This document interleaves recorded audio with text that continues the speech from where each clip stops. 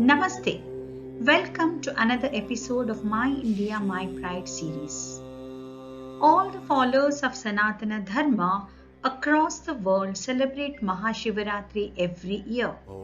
It is literally translated as the Great Night of Shiva. It is a festival celebrated annually by followers of Sanatana Dharma in honor of Shiva.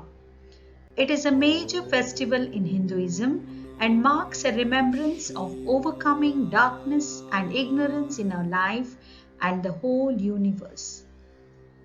Shivaratri occurs every month. The Krishna Chaturdashi, or the day before new moon day of every month, is known as Shivaratri.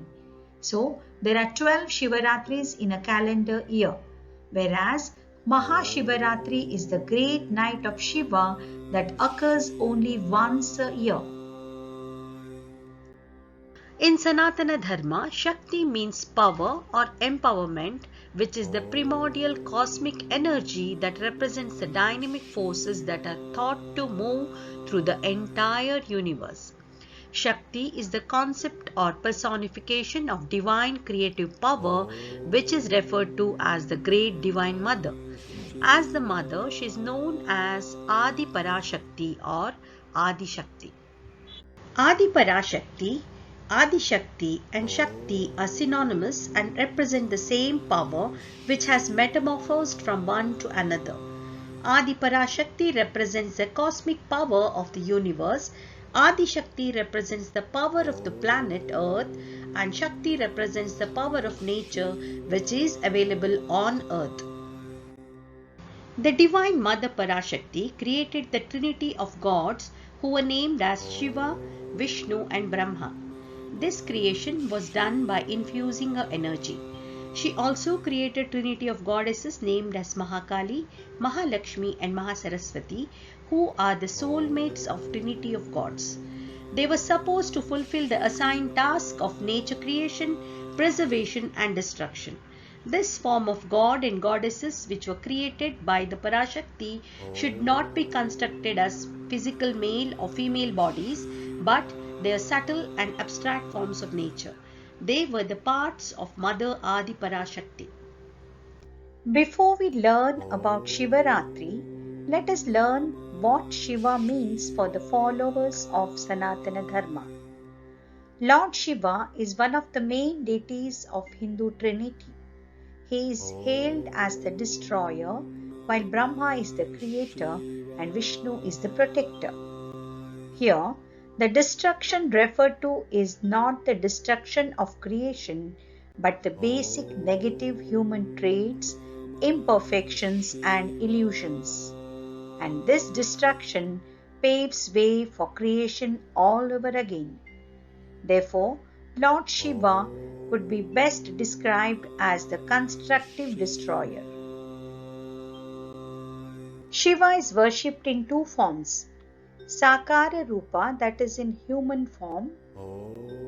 As Nirakara Rupa, Shiva is in the form of powerful energy of light as in Jyotirlinga form. As per Shiva Mahapurana, once Brahma and Vishnu had an argument in terms of supremacy of creation. To test them, Shiva pierced the three worlds as a huge endless pillar of light, the Jyotirlinga. Vishnu and Brahma split their ways downwards and upwards respectively to find the end of the light.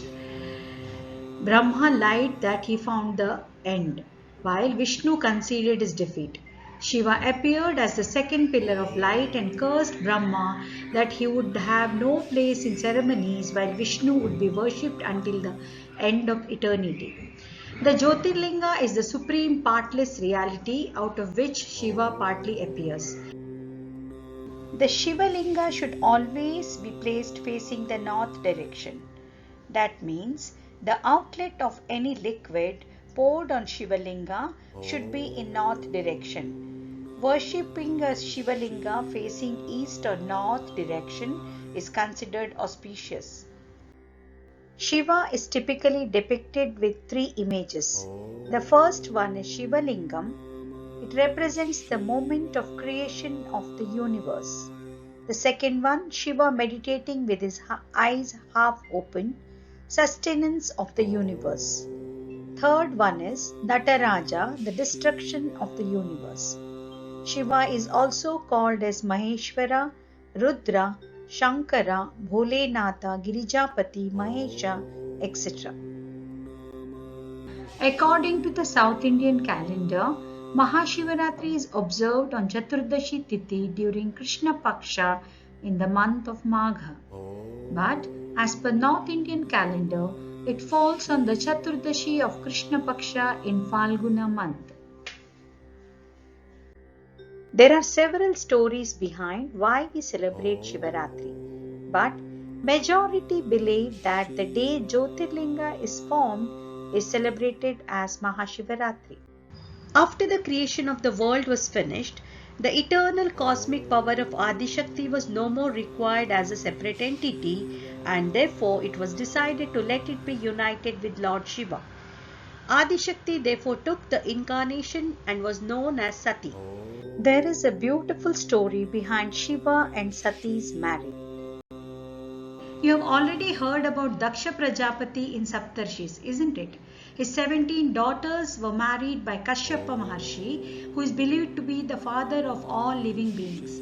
He had one more daughter who was called Dakshayini or Sati, a human incarnation of goddess Adishakti, who grew up admiring and adoring the tales and legends of Lord Shiva.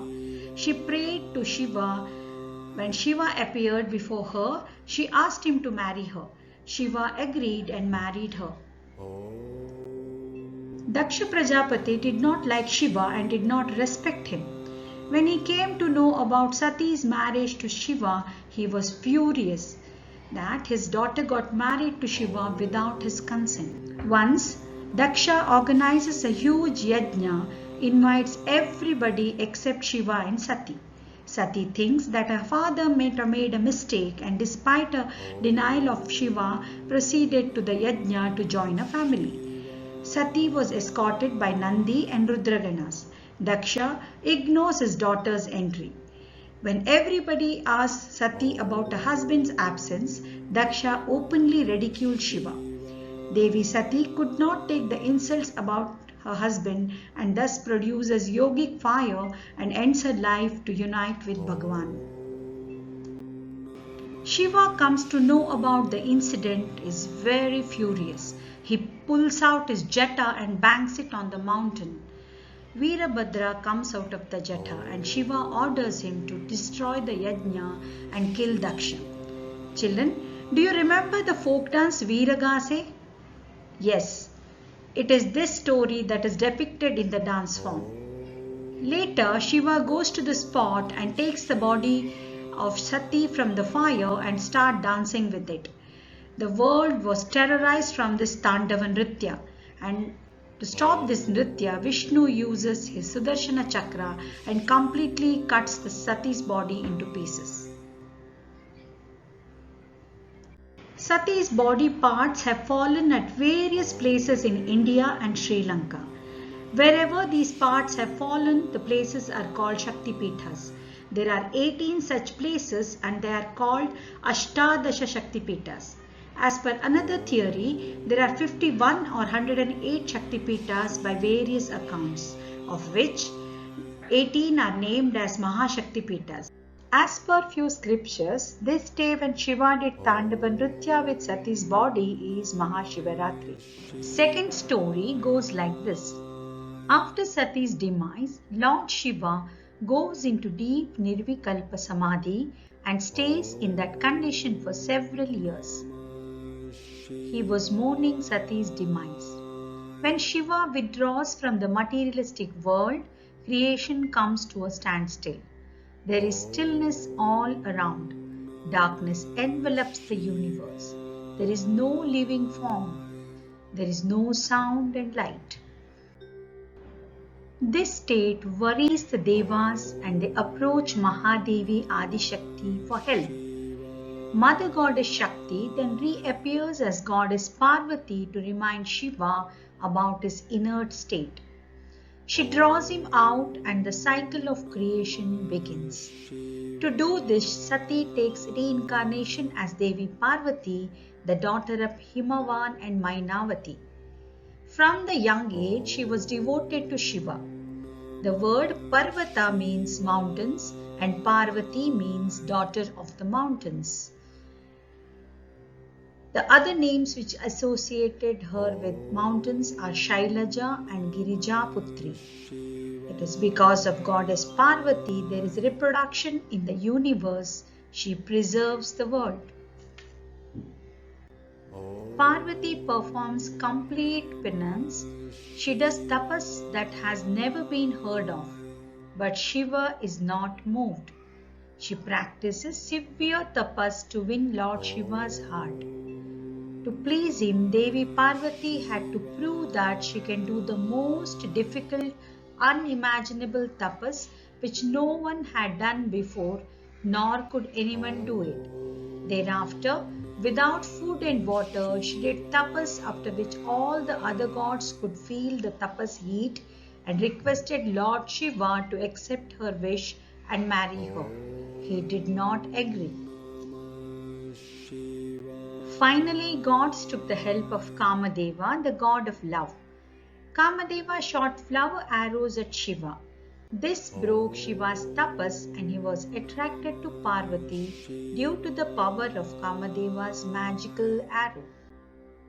After some time, Shiva realizes what Kamadeva had done. He is furious and opens his third eye and burns Kamadeva to ashes. Parvati becomes even more determined. The intensity of her austerities finally make Shiva appear before her. After years of tapas at Gauri Kund, Parvati succeeds in convincing Lord Shiva to accept her as his wife. According to the legend, Shiva proposed to Parvati for marriage at a place known as Gupta Kashi and then tied the nuptial knot at Triyogi Narayan. The celestial marriage of Lord Shiva and Parvati took place in the presence of Lord Brahma, who turned into a priest to conduct the ceremony, and Mahalakshmi and Lord Vishnu performed the duties of the bride's brother. The sages and the locals witnessed the divine union. This day, when Mahashiva married Parvati, is celebrated as Mahashivarathri. The third story goes like this. Kurmavatara is the second avatara of Lord Vishnu. Due to the curse by Durvasa Maharshi, king of the heaven, Indra and all the devas lost immortality.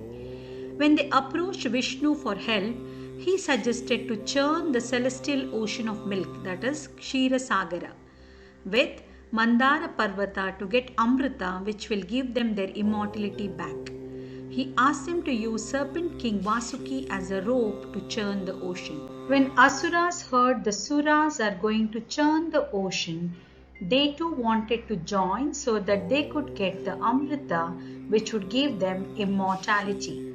They tied the Mandara Parvata with snake Vasuki and started churning the milky ocean or Ksheerasagara. While Suras and Asuras were churning the ocean, the Mandara Parvata started sinking. So, Lord Vishnu took the avatara of Kurma, a turtle, and supported the mountain to float. Churning of the celestial ocean Ksheerasagara is called as Samudra Manthana. During this Samudra Manthana, 14 auspicious things came out of the ocean due to churning. First, a terrible poison called Hala Hala came out from the ocean. This started spreading across the whole ocean and the world. Worried Devas approached Lord Shiva and requested him to save the world. Lord Shiva swallowed the Hala Hala to save the world. Mata Parvati came to know that Shiva had consumed the Hala Hala, immediately held his throat so as to stop the poison from running down to his stomach. The poison stayed in his throat. The impact of the poison that was stuck in his throat turned Shiva's neck blue, and hence the name Neelakantha. When the world was saved from the poison Hala Hala, the Devas were grateful and celebrated the whole night, praising and praying to Mahashiva. This day is said to be celebrated as Mahashivarathri. Have a happy Shivaratri. May Mahashiva bless you all. Also watch Dwadasha Jyotirlinga and Ashtadasha Shaktipita videos. Thank you for watching. We sincerely thank the sources of all the pictures used in this video.